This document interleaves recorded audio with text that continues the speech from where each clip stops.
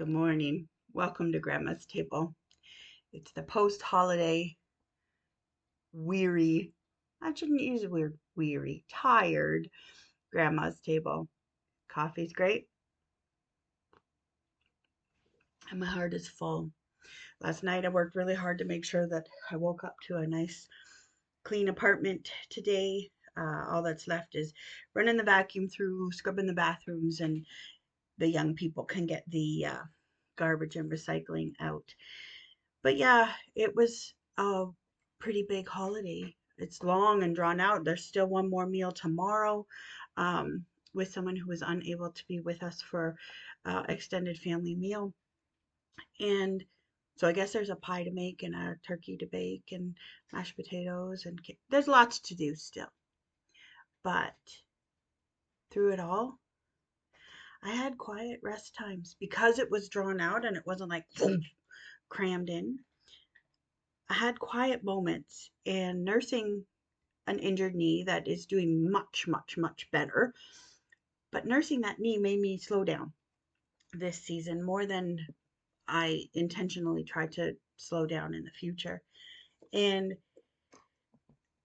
Jesus met me where I needed to be met. This year has been really tough. Last Christmas was the first Christmas um, being single again, but this year's been hard. And I've done a lot of work in therapy and in um, on those knees praying. Didn't actually kneel to pray because, yeah, you don't have to kneel to pray. It's a posture in your heart. But I had to do a lot of learning of how to forgive, relearning.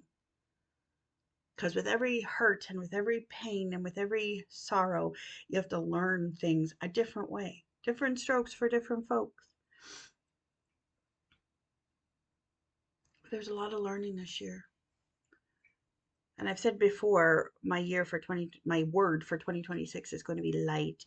I want to have a lighter schedule. I want to physically be lighter. I want to be light to other people.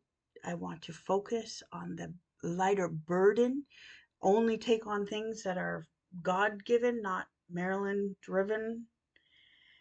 And I just want to be lighter. And part of that is just resting. Resting.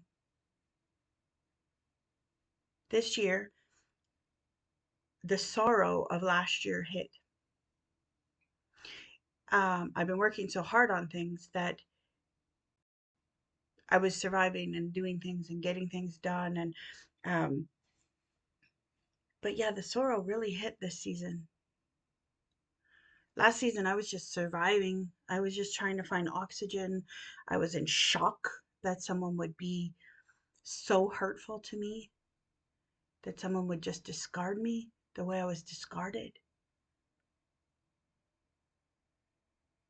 And this year, the sorrow hit. But you know what that allowed to happen? I was able to pray for him again. There was a season of the year where I could not have cared any less.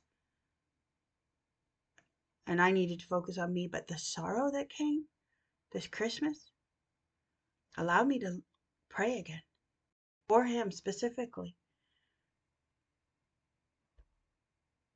There's a verse in Matthew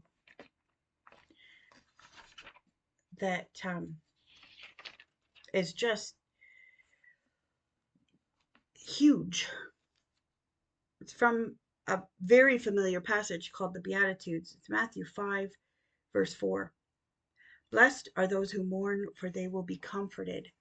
To mourn, to cry, to feel.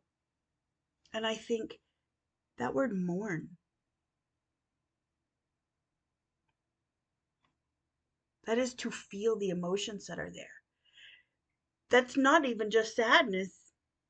That is any emotion, that anger, that hurt, that pain, that whatever, even that joy, even that um the peace that's so longed for they will be comforted, they will be met.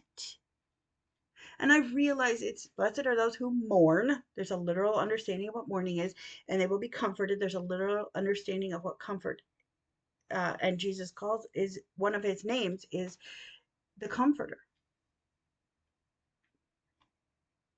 But I think it means blessed are those who feel, for they will be met in those feelings.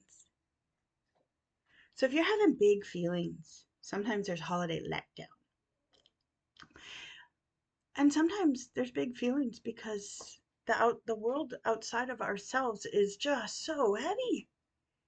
And sometimes the world inside is so heavy. That's the difference between overwhelm and depression. um, but yeah, blessed are you who will feel the feelings, for you will be met in those feelings. So, whatever those feelings are, slow down and listen to them. It's another scripture that says, take my yoke upon you, for my burden is light. Walk with Jesus, and he will alleviate some of this burden that you're carrying. Light. He'll lighten the load. Does not say, I'll take it all away from you, and everything's going to be perfect, and everything's going to be wonderful, and woo, we get to do a dance every day, because every day is wonderful. That's not scripture. Somebody telling you that, they're selling you swampland in Florida. That's not a funny joke this year. Anyway, that's where my brain is this morning. I'm going to sit and have some time. I'm going to do some more scripture reading and just enjoy this coffee alone before the whole world wakes up. But I wanted to share that with you because I was feeling big this year. But you know what it didn't do? It didn't stop me. It didn't keep me from participating in things at church. It didn't keep me from participating with my family. I had times where I could not show up for people the way I wanted to show up for them, and people called me on it. But I needed to take care of me. I needed to, and you need permission to take care of you.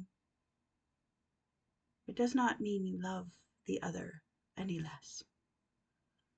So mourn, feel the feels. You will be met. You will be comforted.